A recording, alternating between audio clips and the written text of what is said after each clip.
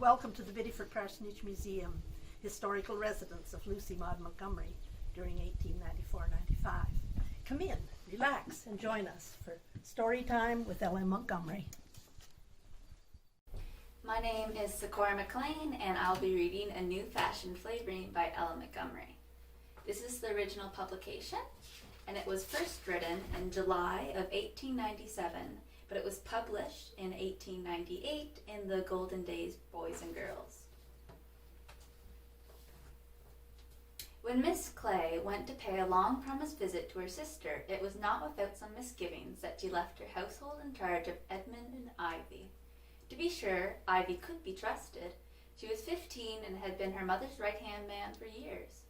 But Edmund, who was 16 and ought to have more sense than Ivy, but hadn't, was prone to tricks and nonsense, and all the rest of the little Clays, around half-dozen in number, were noted for the numerous scrapes they contrived to get into daily.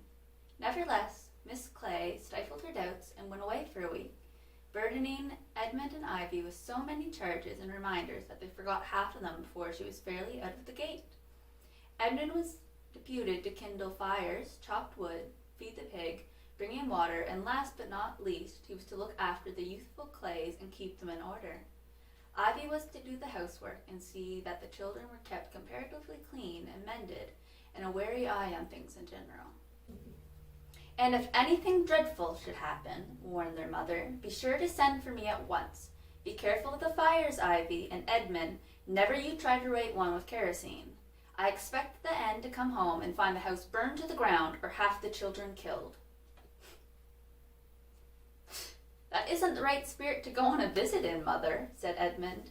He was sitting on the edge of the woodbox, whittling over the door. Just make up your mind and enjoy yourself. Don't worry about us. We'll be all right. I give you my word that everything will go on swimmingly. I'll keep the kids straight, and Ivy too if she gets fighting. You can depend on me, Mother. I know just how much dependence is to be placed on you, Edmund, replied his mother severely. Now, do behave yourself while I am away, and don't call your brothers and sisters kids. Well, I'm sure I can't call them lambs anyhow. Just listen to that, as a crash and a scream sounded in the adjoining room. Fan and Reeve have gone over in the rocking chair again. There won't be a whole piece of furniture left in this establishment by another month. Altogether, as had been said, Miss Clay did not leave home in a very easy state of mind. Nevertheless, the Clay household got on wonderfully well. Edmund behaved himself tolerably well and attended to his man-of-the-house duties with praiseworthy diligence. Moreover, he kept the younger Clays within reasonable bounds and refused to aid or abet them in making nuisances of themselves. He studied hard in the long evenings after Fan and Reeve and Kitty and Joe and Frank and Bobby had been tucked away in their beds, and Ivy had taken her knitting and sat down in the little sitting room. I'd put more heart into it if I thought it would come to anything, he said mournfully. But it won't. No college for me. I'll have to leave school in the spring and pitch into earning my own living and helping you folks along. It's a tough on a fellow to be poor. Don't I envy Scott Dawson. He's going to college next fall. It's too bad you can't go, Ed, said Ivy sympathizingly. You're ever so much smarter than Scott Dawson, but I don't suppose we could ever manage it. I know that well enough. Let a fellow complain a bit, won't you? It eases me. No, I won't whine when it comes to the point. I'll get that done beforehand, and you'll see me grinning over the counter as if I were the happiest fellow in the world. If we were not so awfully poor, Ivy, or if the good old days of fairies and 3 wishes haven't gone by, what would you go in for? Music, answered Ivy with a little grin. Oh, dear me, I just love to be a good violinist. But that's cost money too, so I needn't think of it. That blessed Uncle Eugene of ours wasn't such a miserable old crank. He might help us along a bit. He isn't much like a storybook uncle, is he, Ivy? I'd like to meet him to just see what he's like. I wouldn't, said Ivy emphatically. If he's as cranky and particular as Mother says he is, and he behaved abominably to Father when they had that dispute over the property. No, I don't want to see Uncle Eugene. If I did, I should be apt to flare up and tell him what I thought of him. It's a mercy there's no fear of us seeing him. He wouldn't come here for anything. You don't know. It's always the unexpected that happens, replied Edmund. Wouldn't it be a joke if he were to come now and Mother's away? If the kids, I beg your pardon, I mean my hopeful brothers and sisters, behave as they usually do when we have company, how it would horrify him. Old bachelors generally know all about how children should be trained, and I have no doubt Uncle Eugene's an aggravated specimen. The Clays were undeniably poor. Mr. Clay had died some 5 years before, leaving his family but scantily provided for. Miss Clay had hard work to make both ends meet. Being a woman of resource and thrift, she accomplished it, but luxuries were unknown in the little household. Yet they were happy in spite of their poverty. Edmund's college course had to be given up. He was to take a position as a clerk in a dry goods store in the spring. Ivy had her own deprivations, of which she said little.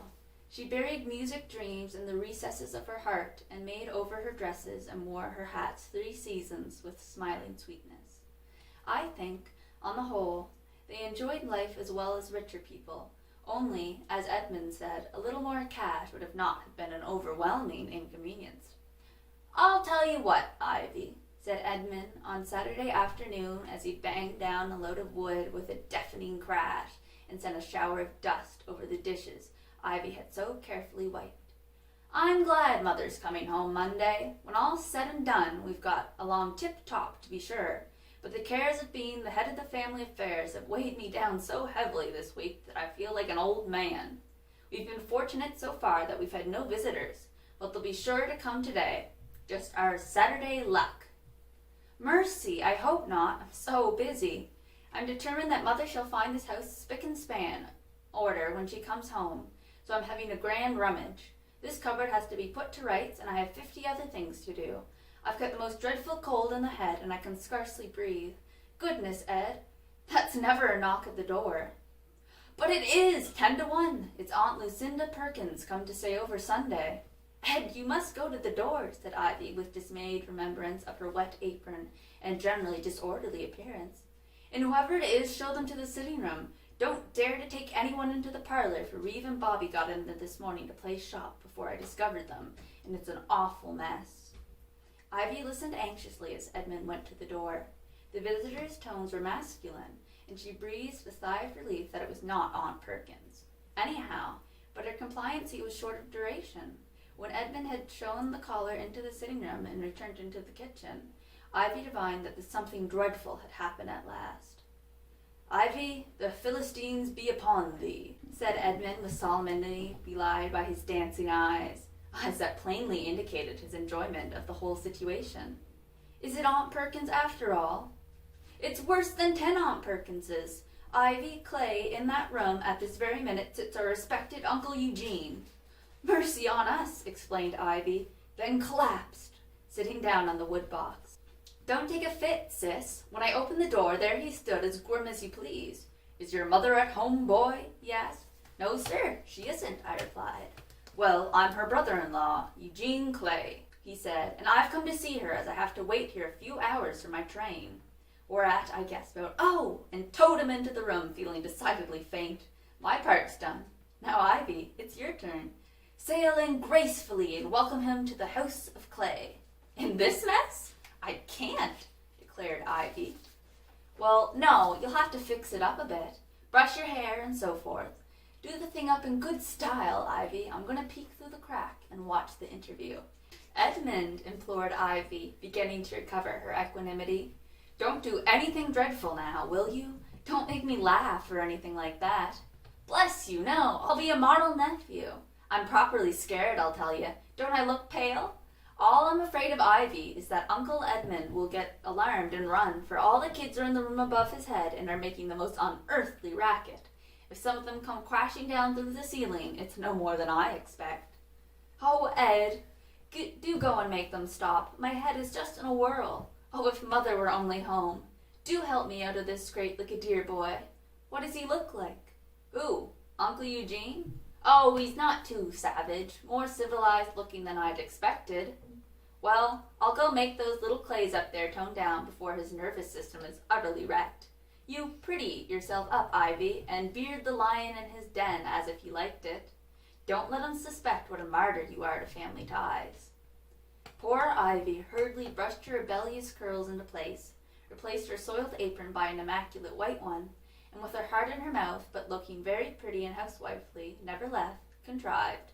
She never knew how to get in the sitting room and say, "How do you do, Uncle Eugene? I'm glad to see you," hoping she would be forgiven for the atrocious fib.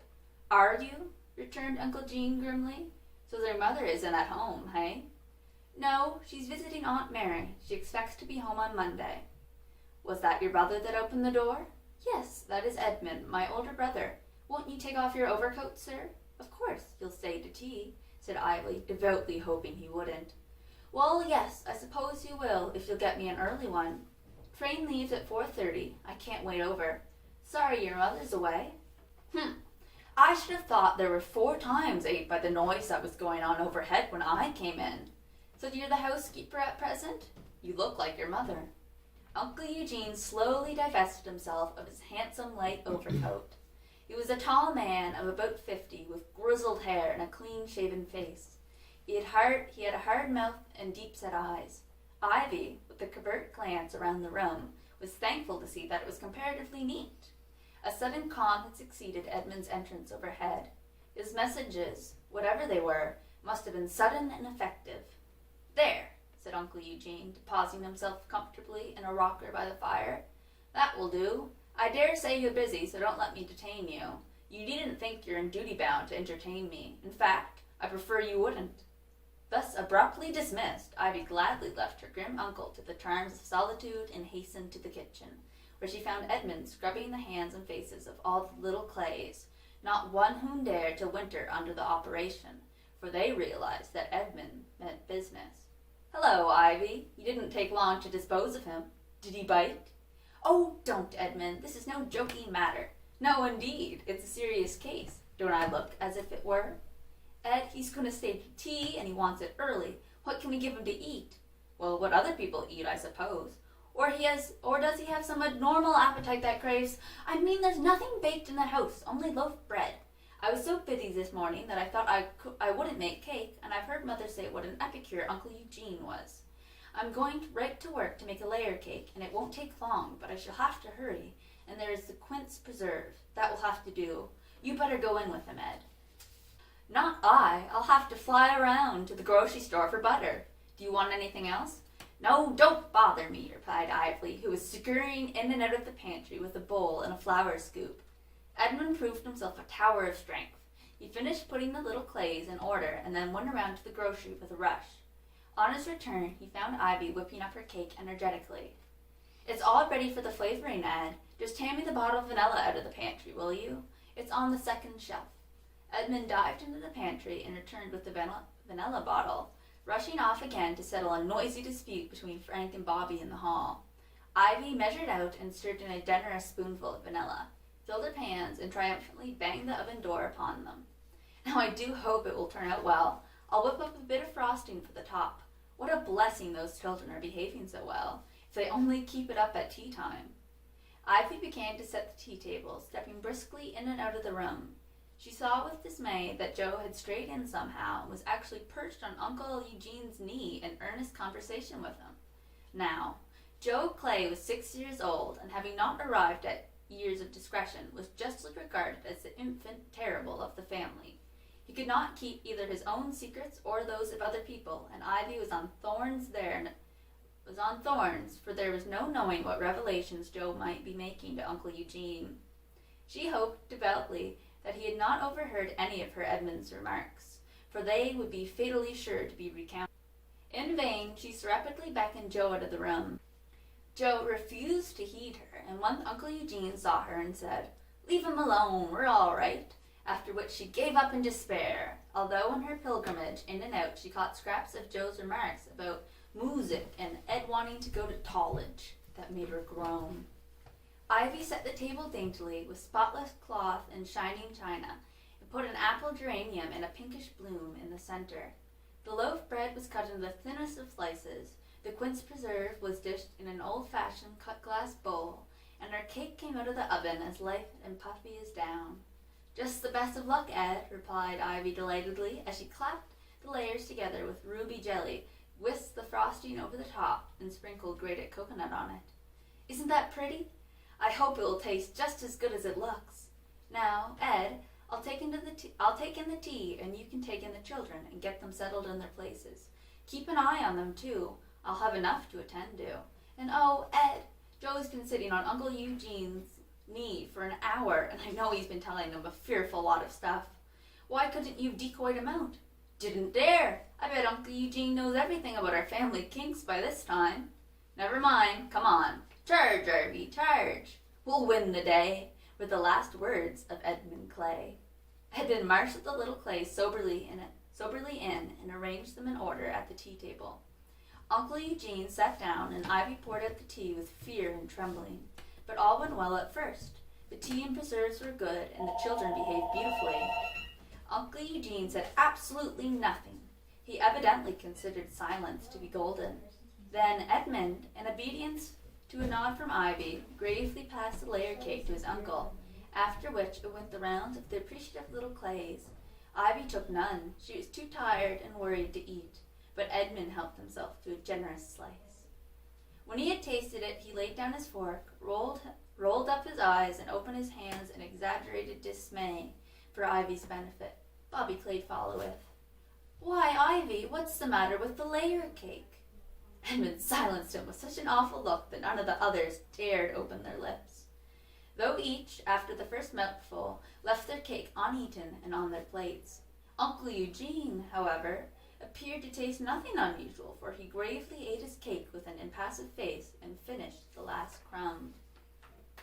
Frank sat to the right of the agonized Ivy, too far away to explain, but by his pantomime he conveyed the fact that something serious was the matter. Finally, she took a peck of the triangle cake upon Reeve's plate next to her.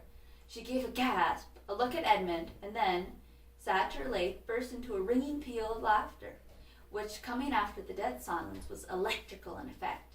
She caught herself up with a scarlet face, and in quick transition felt so much like crying as she might have done so if Uncle Eugene had not abruptly pushed back his chair and announced that he had had enough. Ivy fled to the kitchen, whither she was followed by Edmund, with all the little Clays swarming after him. Ivy, demanded Edmund tragically, what in the world did you put in that cake? I've never tasted anything like it in the cooking line before. Oh, Ed, how could you do such a thing? Cried poor Ivy hysterically. I can never forgive you, and after promising you wouldn't play any tricks, too. Me? Explained Edmund, too surprised to be grammatical. Goodness, what have I done? Oh, don't pretend innocence. I suppose you thought it was a very smart trick to hand me a bottle of anodyne liniment to flavor that cake with, but I call it mean. Edmund stared at her blankly for a minute, and then flung himself onto the sofa and went off into a burst of laughter that made the kitchen re-echo. Oh, he cried, Ivy Adela Clay, you don't mean to say that you flavored that cake with anodyne liniment? Ha ha ha! If that isn't an original idea. I always knew you were a genius, Ivy. How could you, Edmund? Edmund sat up. Ivy, I give you my honest word of honor that I didn't do it on purpose. I thought it was vanilla. Honest, I did. Why, it was in a vanilla bottle, and it's just the same color. Yes, don't you remember Reeve broke the liniment bottle last week, and I put what wasn't spilled into an old vanilla bottle? Dear me, this is dreadful. You're to blame, then. Why didn't you put it out of the way? How was a fellow to tell? And how is it that you didn't smell it? Oh, I couldn't with such a cold, and oh, Edmund, what must Uncle Eugene think? Dear no, said Edmund, going off into another paroxysm. I suppose the poor man will think we were trying to poison him unless he happened to recognize the taste. Fortunately, the liniment is for internal as well as external applications, so nobody will die. Well, this is the latest. Flavoring a cake with anodyne liniment. Well done, Ivy. Will we? Do you think we ought to say anything to Uncle Eugene about it? Goodness, no. Perhaps he didn't suspect anything amiss. He ate every crumb of it, so doubtless he imagined it was the newest thing in flavoring extracts. Your reputation as a cook would be gone forever if you let him know, Ivy. Well, said Ivy, disconsolately, it's done now and it can't be undone. Fortunately, as you say, it was harmless, but the whole thing is simply dreadful. What will Mother say? Accidents will happen, even in a well-regulated family like ours. Go and clear off the ruins, Ivy, and feed that liniment cake to the pig. Uncle Eugene will never be any the wiser. Alas, when Ivy summoned up enough courage to return to the room and attack the table, what was her horror to find Joe delightedly telling all the details to Uncle Eugene. Ivy caught the fatal word liniment and mentally collapsed. She must apologize somehow. Uncle Eugene, she stammered, with a scarlet face, her confusion not calmed in any degree by a glimpse of Edmund gesticulating widely in the back of the hall. I'm very sorry. That cake should not have tasted as it did. I meant to put in vanilla, but Edmund made a mistake, and somehow I put in a spoonful of anodyne liniment instead. I won't hurt anyone. You know, it's sometimes taken internally. But not in cakes, came a strange whisper from the back of the hall. Ivy gave up trying to explain, and in spite of her efforts, gave vent to something that couldn't be called anything but a snicker. As for Uncle Eugene, his eyes twinkled quite genially, but all he said was, accidents will happen. And Ivy went out, considerably mystified as to what effect the disclosure had on him. Soon after he looked at his watch, said it was nearly train time, and put on his coat. He shook hands with Ivy and Edmund, and told them to tell your mother he was sorry to not have seen her, and relieved the Clay mansion of his unwelcome presence. Thank goodness, said Edmund emphatically, when he had seen him safely out of the gate. The old crank has gone. I guess he won't come back in a hurry. I should say liniment-flavored cake was an excellent preventative of unwelcome guest. What an opinion he must have of us. You were always doing something brilliant, Ivy, but you surpassed yourself in this exploit. When Miss Clay returned home on Monday, she listened to the tale with a curious mixture of dismay and amusement. Oh, I wish I had been home, she said. I can't think what induced him to come. Once he said he'd never darken our doors again. I suppose I ought to be thankful to find you all alive and sound of limb. But it's a pity Uncle Eugene should have come when I was away. I expect he's gone for good now, Ivy, after what you gave him to eat, poor man. I know how Uncle Eugene would regard anything like that. But she didn't. Next week a letter came from her brother-in-law, short and abrupt as was his fashion. But the contents were satisfactory. It ran, Sister Martha, doubtless this will surprise you. I called at your house last week and found you away. However, your son and daughter entertained me very hospitably, and I was very much pleased with them both, but especially with the girl. The boy, I take it, is somewhat mischievous and likes to tease his sister. I dare say they'll think I'm a crusty old fellow, and they are right, but I desires to make amends for the past if you will let bygones be bygones. I'm a lonely man, and I want to have some interests outside myself. Edmund and Ivy did not tell me about your concerns, but I picked up an inkling from little Joe. Tell Edmund he is not to go to that store, but to prepare for college next fall, as I will put him through. I have nothing else to do with my money, and you must gratify me in this whim. As for Ivy, you may tell her that she is to take music lessons, and I will send her the best violin to be had. She is a good housewifely girl. Tell her also that her liniment cake seems to have an effect on her cranky old uncle, for it appears to have made him well all over, even to his bones and marrow. I may pay you another visit soon. Until then, I remain yours respectfully, Eugene Clay.